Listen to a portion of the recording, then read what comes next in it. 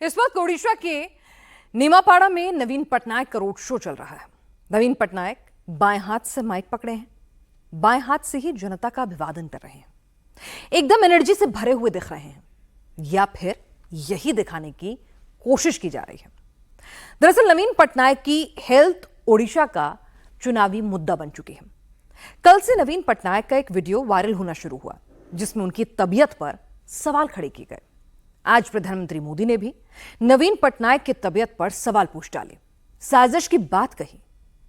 तो सवाल यह कि क्या वाकई में नवीन पटनायक बीमार हैं या जानबूझकर कुछ बड़ा है जो छिपाया जा रहा है।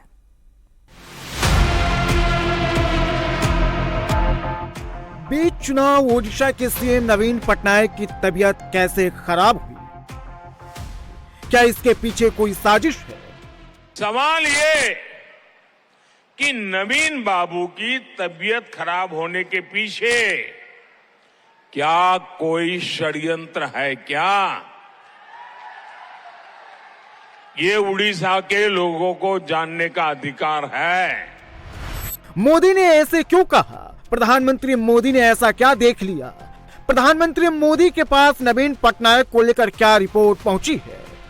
मोदी ने नवीन पटनायक की जो तस्वीर देख ली, जिसके सामने आने के बाद ओडिशा का पॉलिटिकल ग्राउंड बदल गया। पटनायक की जुबान लड़खड़ा रही है, हाथ कांप रहे हैं और कांपते हाथों को छिपाया जा रहा है। कोई देख न ले, कैमरे पर कोई रिकॉर्ड न कर ले, हाथ को छिपाने की पूरी कोशिश की जा रही है। और इनको छिपाने के लिए जिनका हाथ बाहर आया, वहीं से पूरा हंगामा शुरू हुआ। सवाल यह है कि क्या नवीन पटनायक की तबीयत ज्यादा खराब है? क्योंकि हाथ कांपने के बाद पटनायक का अब एक नया वीडियो सामने आया है। इस वीडियो को असम के सीएम और बीजेपी नेता हिमंता बिस्वा शर्मा ने ट्वीट किया है, जिसमें वो उनके साथ रहने वाले लोगों पर पटनायक को कठपुतली बनाने का आरोप लगा रहे हैं। इस वीडियो में ओडिशा के सीएम नवीन पटनायक की कुर्सी पर बैठे हैं। उन्हीं के पास दूसरी कुर्सी पर एक दूसरा शख्स बैठा है। तभी एक व्यक्ति पटनायक के पास पहुंचता है और उन्हें सिर झुकाकर नमस्कार करता है। ठीक उसी समय कुर्सी पर बैठा शख्स अपने पैरों से नवीन पटनायक के पैरों को कंट्रोल करते हुए दिखाई दे रहा है।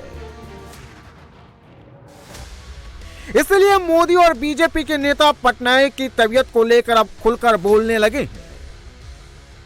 साथियों, आजकल नवीन बाबू के सभी शुभचिंतक बहुत चिंता में है। वो ये देखकर बहुत परेशान है कि पिछले एक साल में अचानक नवीन बाबू की तबीयत इतनी कैसे बिगड़ गई। सवाल ये कि नवीन बाबू की तबीयत खराब होने के पीछे क्या कोई षड्यंत्र है क्या? ये उड़ीसा के लोगों को जानने का अधिकार है। कहीं इसमें उस लॉबी का तो हाथ नहीं है ना, जो नवीन बाबू के नाम पर पर्दे के पीछे उड़ीसा में सत्ता भोग रहे हैं। पीएम मोदी और बीजेपी सवाल क्यों उठा रही है? नवीन पटनायक की वोट देने की ये तस्वीर 25 मई की है। इस तस्वीर में पटनायक फिट दिख रहे हैं, खुद चलकर वोट देते हुए दिखाई दे रहे हैं, हाथ भी नहीं कांप रहे हैं। लेकिन इसके बाद जो वीडियो सामने आया, उससे पटनायक की सेहत को लेकर कई सवाल उठने लगे हैं। सीएम हाउस से लेकर जनसभाओं तक में नवीन पटनायक के साथ साये की तरह एक ही शख्स दिखाई देता है, वो है वीके पांडियन। सवाल ये कि आखिर वीके पांडियन है कौन, जो ओडिशा चुनाव का सेंटर बन गए हैं। वीके पांडियन मूलतः तमिलनाडु के रहने वाले हैं, लेकिन वो ओडिशा कैडर के पूर्व आईएएस अधिकारी हैं। 2002 में पहली बार कालाहांडी जिले के धर्मगढ़ में कलेक्टर नियुक्त किए गए। 2005 में मयूरभंज के डीएम बनाए गए। 2007 में सीएम पटनायक के गृह जिले गंजाम का डीएम बने और देखते ही देखते पटनायक के गुड बुक में शामिल हो गए। 2011 में पांडियन की पोस्टिंग सीएम के निजी सचिव के तौर पर मुख्यमंत्री कार्यालय में कर दी गई और यहीं से पांड्यान पटनायक के करीब पहुंच गए। इसके बाद आईएएस पद से इस्तीफा देकर बीजेडी ज्वाइन किए हैं। पांड्यन के आने के बाद अब ओडिशा में नेता राज नहीं बल्कि बाबू राज कायम हो गया है। वीके पांड्यन का एक तरह से सभी मंत्रालयों पर कंट्रोल है। मंत्रालयों के अधिकारियों को पटनायक तक पहुंचने से पहले पांड्यन की इजाजत जरूरी है। ओडिशा में पांड्यन 5T के चेयरमैन है। 5T मतलब टीम वर्क, पारदर्शिता, प्रौद्योगिकी, समय सीमा और बदलाव। ये एक शासन व्यवस्था का ओडिशा मॉडल है, जिसे राज्य स्तर पर नीति आयोग का मॉडल भी कहते हैं। यानी अधिकारियों पर पांड्यन का ही कंट्रोल रहता है। बीजेपी का आरोप है कि पटनायक लोगों के सामने सरकार का चेहरा है, लेकिन बैकडोर से पांड्यन ही काम कर रहे हैं। पांड्यन को ही पटनायक का उत्तराधिकारी भी बताया जाता है। सीएमओ से लेकर पार्टी तक पर पांड्यन का पूरा कंट्रोल है। पांड्यन ही तय करते हैं कि पटनायक किससे मिलेंगे और किससे नहीं। लेकिन फिलहाल ओडिशा में पांड्यन ट्रोल हो रहे हैं। लोग उनके नाम से तरह तरह के गाने बना रहे हैं। Bye bye Pandian, bye bye Pandian. Odisha में विधानसभा का चुनाव भी लोकसभा चुनाव के साथ ही होता है। नवीन पटनायक छठी बार सीएम बनने के लिए जोर लगा रहे हैं, तो बीजेपी पटनायक के जीतने पर पांड्यन के सीएम बनने का दावा कर रही है। And he has stated publicly before that I'm a good friend of his. All he had to do was pick up a telephone and ring me up and ask me about his health, about my health. I understand there are a number of people of the Bharatiya Janata Party from Odisha and Delhi who have been spreading this rumor about my health for the last 10 years. Let me assure the Prime Minister that I am in perfect health and I have been campaigning in our state for the last months. Odisha में लोकसभा के साथ विधानसभा के बीच चुनाव हो रहे हैं।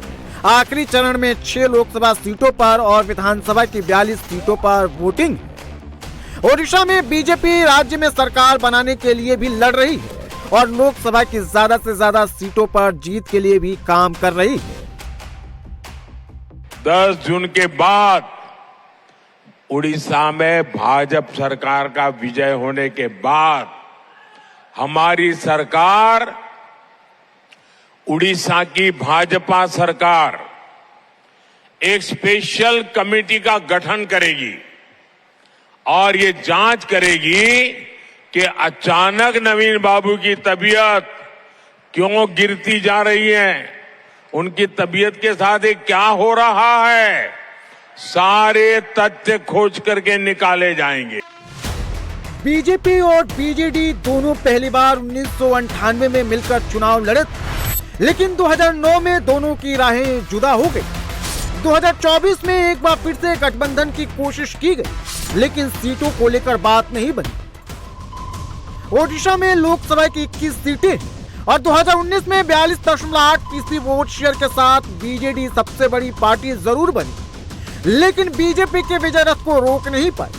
2019 में BJP 33.4% vote share के साथ 8 सीटें जीतने में कामयाब रही, जबकि कांग्रेस को 13.4% वोट के साथ सिर्फ 1 सीट पर ही कामयाबी मिली।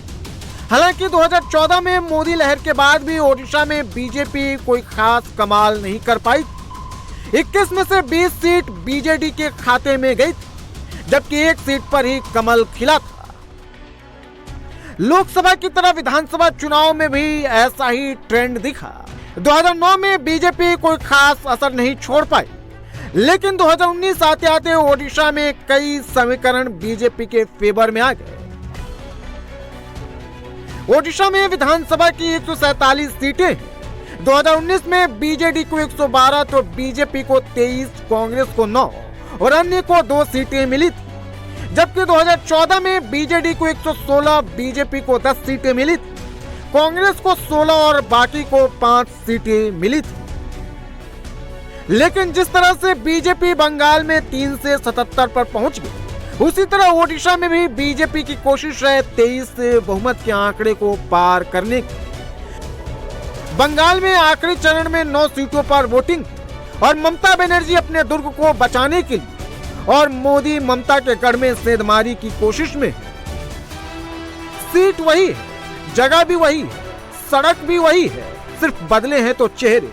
28 मई की शाम 7 बजे धारा 144 लगने के बाद भी प्रधानमंत्री ने रोड शो कर ममता दीदी को बताया कि बंगाल में 4 जून को क्या होने वाला है। तो मोदी के रोड शो करने के ठीक 20 घंटे बाद दीदी पूरे दल बल के साथ उसी सड़क पर रोड शो कर शक्ति प्रदर्शन किया। 28 मई को मोदी तो 29 मई को दीदी।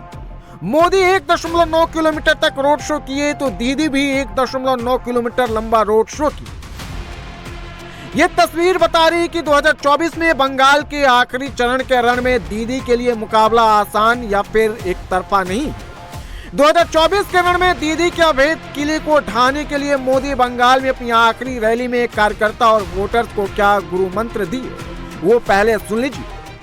कल शाम कोलकाता के लोगों ने रोड शो में और उसके पहले भी और उसके बाद भी